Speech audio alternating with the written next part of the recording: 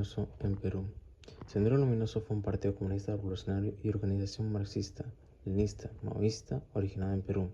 Fue fundada en 1970 y desató la denominada época del terrorismo en el país, también conocido como conflicto armado interno peruano. Durante este periodo, Sendero Luminoso empleó tácticas terroristas contra el orden democrático en Perú, a través del ejército guerrillero popular hasta la captura de su líder Aymar Guzmán en 1992 durante la Operación Victoria.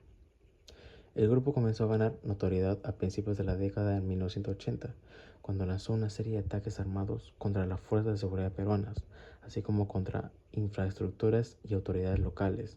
Se centró principalmente en áreas rurales y comunidades campesinas, reclutando a miembros entre los campesinos más pobres y marginados. Sendero Luminoso está acusado de ser responsable de la muerte de más de 30.000 personas durante la guerra interna peruana. Hablamos un poco de las cronologías.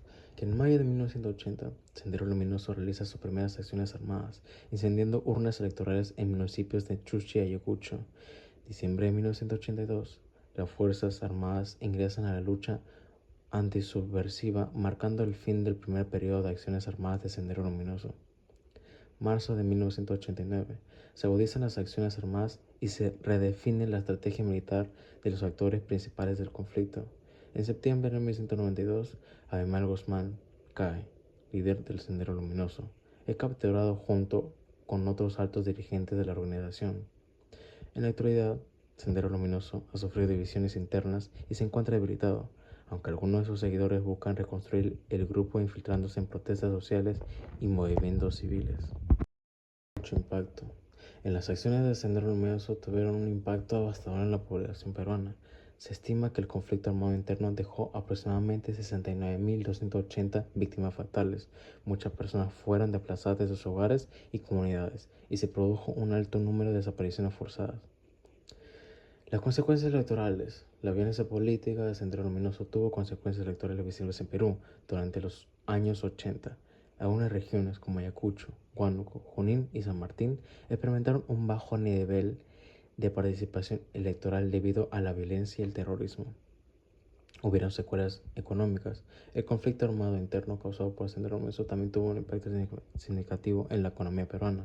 Las inversiones públicas en las regiones más afectadas fueron las más bajas del país, lo que contribuyó a un bajo desarrollo económico en esas áreas.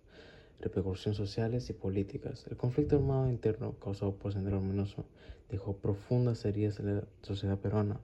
La Comisión de la Verdad y la Reconciliación identificó 43 incidentes de crímenes cometidos tanto por Sendero Luminoso como por el gobierno, lo que llevó a la recomendación de llevar a los casos a los tribunales. Además, el impacto político y social de Sendero Luminoso en Perú sigue siendo objetivo de análisis y reflexión hasta el día de hoy. Las fuerzas de seguridad peruanas continúan llevando a cabo operaciones militares para atrapar a los rematantes de Sendero Luminoso y su actual cabecilla. Sin embargo, es importante tener en cuenta que la situación actual de Sendero Luminoso y su influencia en Perú puede estar sujeta a cambios y evoluciones a lo largo del tiempo. Las evoluciones fueron acciones militares y de seguridad. El gobierno peruano llevó a cabo operaciones militares y de seguridad para combatir seguro Sendero Luminoso. Estas acciones incluyeron a la captura de líderes y miembros de las organizaciones, así como la desarticulación de sus estructuras y redes de apoyos. Programas de reconciliación y justicia. Después del conflicto, se implementaron programas de reconciliación para justicia para abordar las secuelas de la violencia causada por Sendero Luminoso. Estos programas buscaron promover la verdad, la justicia y la reparación para las víctimas y sus familias. Desarrollo socioeconómico. Se implementaron programas de desarrollo socioeconómico en las áreas afectadas por la presencia del Sendero Luminoso. Esos programas tenían como objetivo mejorar las condiciones de vida de la población y reducir la pobreza, lo que contribuyó a debilitar el apoyo de la organización. Cooperación internacional. El gobierno peruano recibió apoyo y cooperación de la comunidad internacional en la lucha contra el Sendero Luminoso.